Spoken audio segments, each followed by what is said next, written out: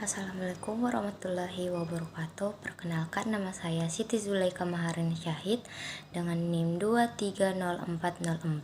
23044500022 dari jurusan Psikologi Pendidikan dan Bimbingan, Program Studi Bimbingan dan Konseling kelas A.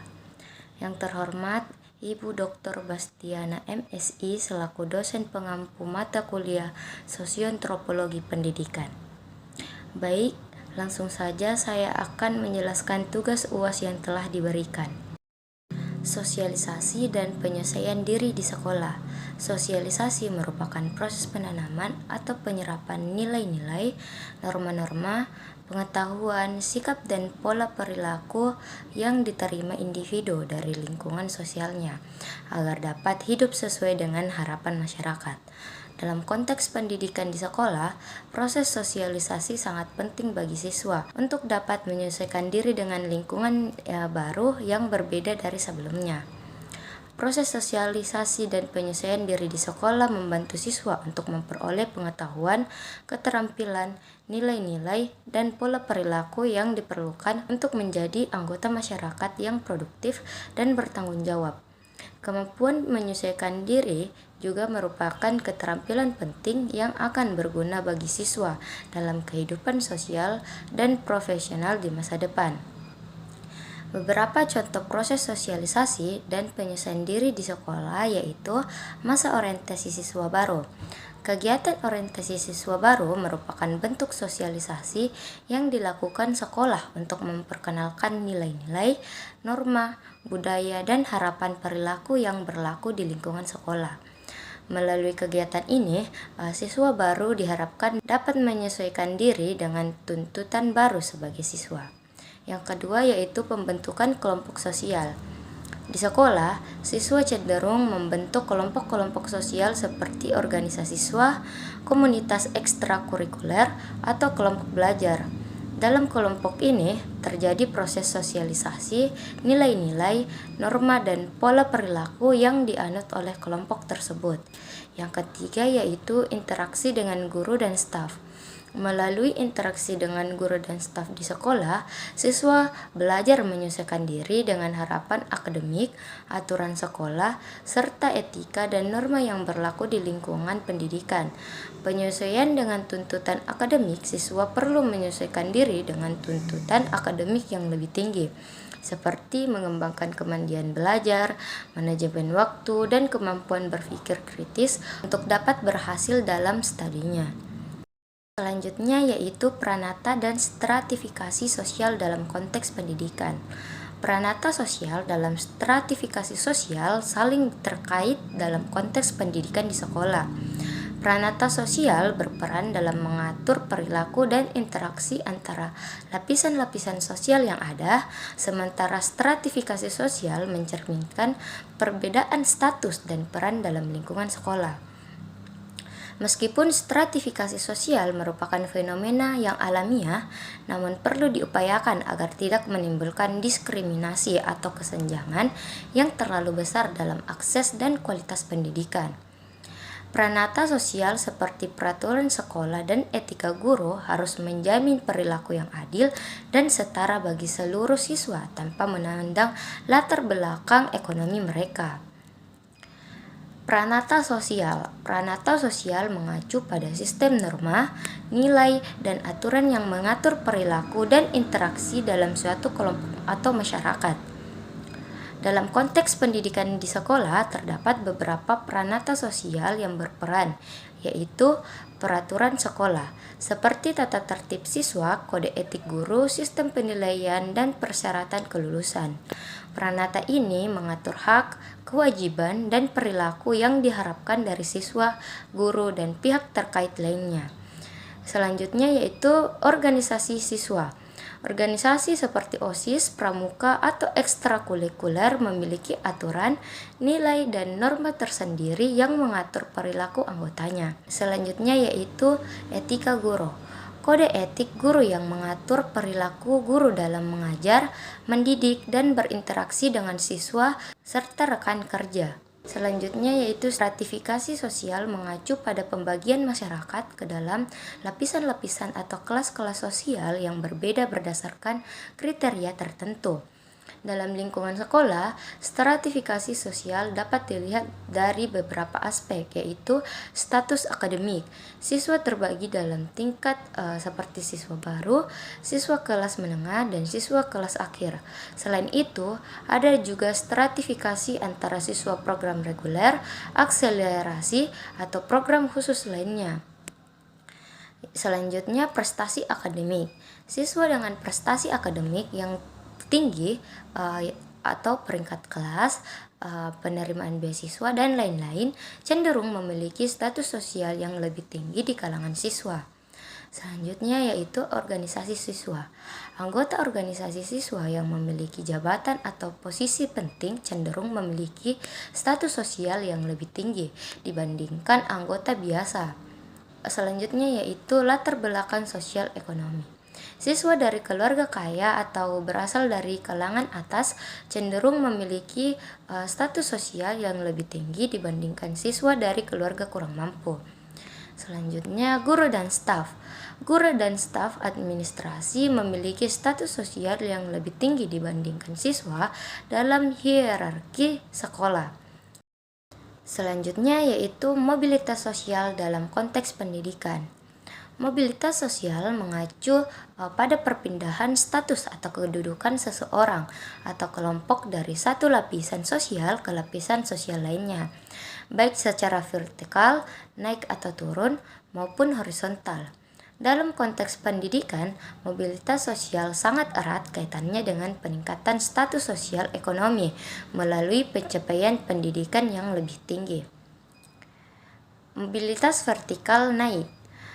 Pendidikan menjadi saluran utama untuk mobilitas vertikal naik, yaitu perpindahan dari lapisan sosial lebih rendah ke lapisan yang lebih tinggi. Seseorang yang berasal dari keluarga dengan status sosial ekonomi rendah dapat mengalami mobilitas vertikal naik melalui pendidikan yang lebih tinggi, yang kemudian membuka peluang untuk mendapatkan pekerjaan dengan status dan penghasilan yang lebih baik. Selanjutnya, mobilitas vertikal turun. Di sisi lain, mobilitas vertikal turun dapat terjadi jika seseorang gagal menyelesaikan pendidikan atau tidak memperoleh pekerjaan yang sesuai dengan pendidikannya, sehingga statusnya turun dari keluarga asalnya. Selanjutnya, mobilitas horizontal. Mobilitas horizontal dalam pendidikan dapat terjadi ketika siswa pindah dari satu sekolah ke sekolah lain yang setara, atau ketika guru atau dosen pindah dari satu institusi ke institusi lain dengan status yang sama. Selanjutnya yaitu mobilitas antar generasi. Mobilitas antar generasi terjadi ketika anak memperoleh status sosial ekonomi yang berbeda dari orang tuanya melalui pencapaian pendidikan yang lebih tinggi atau lebih rendah. Selanjutnya yaitu mobilitas intragenerasi.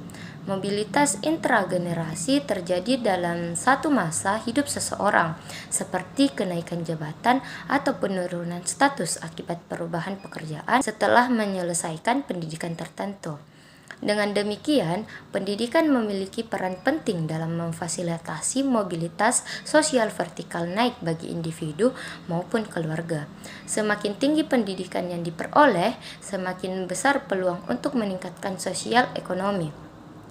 Namun, mobilitas sosial juga dipengaruhi oleh faktor-faktor lain seperti kemampuan individu, peluang kerja, dan kondisi ekonomi secara umum. Mobilitas sosial melalui pendidikan juga dapat berkontribusi pada integrasi sosial dan pemerataan kesempatan bagi seluruh lapisan masyarakat. Dengan membuka akses pendidikan yang lebih luas, diharapkan kesenjangan sosial ekonomi dapat berkurang dan tercipta masyarakat yang lebih adil dan sejahtera. Perubahan sosial dalam konteks pendidikan. Perubahan sosial mengacu pada transformasi yang terjadi dalam struktur, pola perilaku, nilai-nilai, dan norma-norma masyarakat dari waktu ke waktu. Perubahan sosial dalam konteks pendidikan merupakan suatu keniscayaan untuk menyesuaikan dengan tuntutan zaman dan kebutuhan masyarakat yang terus berkembang. Pendidikan tidak hanya berperan dalam mentransfer pengetahuan, tetapi juga mempersiapkan individu untuk menghadapi perubahan sosial dan menjadi agen perubahan itu sendiri. Namun perlu diperhatikan bahwa pendidikan juga memiliki fungsi konservatif dalam mentransmisikan budaya dan mempertahankan warisan kultural masyarakat. Oleh karena itu, perubahan dalam pendidikan harus dilakukan secara bijak dan seimbang, dengan tetap menjaga nilai-nilai luhur bangsa dan identitas nasional. Dalam konteks pendidikan, perubahan sosial dapat dilihat dari berbagai aspek, yaitu metode pembelajaran. Metode pembelajaran telah mengalami perubahan signifikan seiring dengan perkembangan teknologi dan tuntutan zaman. Pembelajaran yang awal pusatnya pada guru, kini beralih menjadi pembelajaran yang berpusat pada siswa, dengan pendekatan yang lebih interaktif dan kolaboratif. Penggunaan teknologi seperti e-learning, video conference, dan media sosial juga semakin umum dalam proses belajar mengajar. Selanjutnya yaitu kurikulum pendidikan. Kurikulum pendidikan sering mengalami perubahan untuk menyesuaikan dengan kebutuhan masyarakat dan perkembangan zaman. Contohnya penambahan mata pelajaran baru seperti teknologi informasi, kewirausahaan, atau pendidikan karakter untuk mempersiapkan siswa menghadapi tantangan masa depan.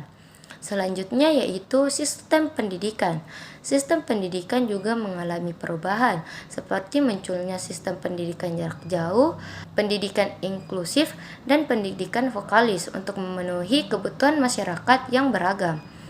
Selanjutnya, kebijakan pendidikan.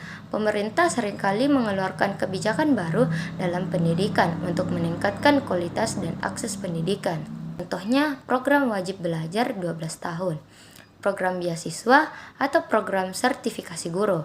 Selanjutnya, peran pendidikan. Peran pendidikan juga mengalami perubahan seiring dengan perubahan sosial yang terjadi. Selain mentransfer pengetahuan, kini juga berperan dalam membentuk karakter, keterampilan hidup, dan kesiapan menghadapi perubahan sosial yang cepat. Selanjutnya, interaksi sosial dalam pendidikan. Interaksi sosial dalam lingkungan pendidikan juga mengalami perubahan, seperti pergeseran pola hubungan antara guru dan siswa yang lebih egaliter, serta munculnya komunitas belajar online yang menghubungkan siswa dari berbagai latar belakang. Analisis kritis fenomena pendidikan di Indonesia.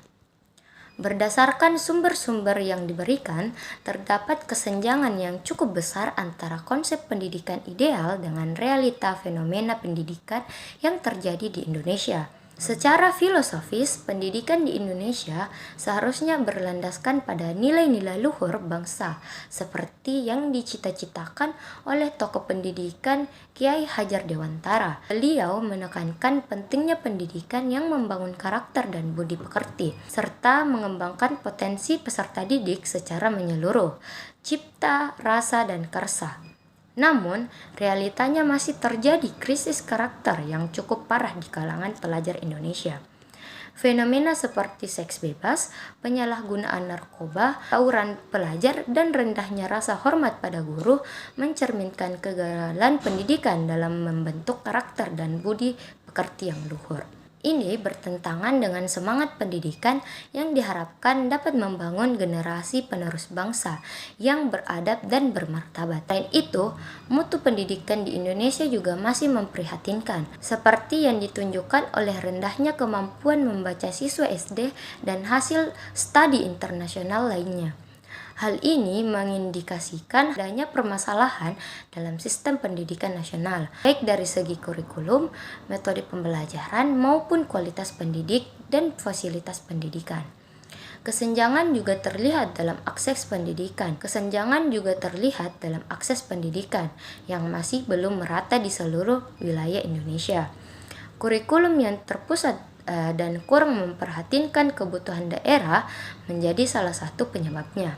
Padahal pendidikan seharusnya dapat menjangkau seluruh lapisan masyarakat tanpa diskriminasi, sesuai dengan prinsip pendidikan untuk semua, education for all. Untuk mengatasi kesenjangan ini, diperlukan upaya sistematis dan kolaboratif dari berbagai pihak, baik pemerintah, lembaga pendidikan maupun masyarakat. Pemerintah perlu merumuskan kebijakan pendidikan yang lebih komprehensif dan kontekstual, serta meningkatkan alokasi anggaran untuk pendidikan. Lembaga pendidikan harus terus melakukan inovasi dalam metode pembelajaran, kurikulum, dan sistem penilaian agar lebih relevan dengan kebutuhan zaman dan masyarakat. Selain itu, peningkatan kualitas dan kesejahteraan pendidik juga menjadi kunci untuk menghasilkan lulusan yang berkualitas. Masyarakat juga perlu terlibat aktif dalam mendukung dan mengawasi pelaksanaan pendidikan, serta berpartisipasi dalam upaya-upaya peningkatan mutu pendidikan, serta program kampus mengajar yang melibatkan mahasiswa sebagai agen perubahan di sekolah-sekolah. Dengan upaya-upaya bersama dan komitmen yang kuat dari semua pihak, diharapkan kesenjangan antara konsep pendidikan ideal dengan realita pendidikan di Indonesia dapat diminimalisir, sehingga cita-cita untuk menciptakan generasi penerus bangsa yang cerdas, berkarakter, dan berdaya saing global dapat terwujud. Baik, itu saja yang dapat saya sampaikan. Kurang dan lebihnya mohon dimaafkan karena kesempurnaan hanyalah milik Allah Subhanahu wa taala. Wabillahi taufiq wal hidayah. Wassalamualaikum warahmatullahi wabarakatuh.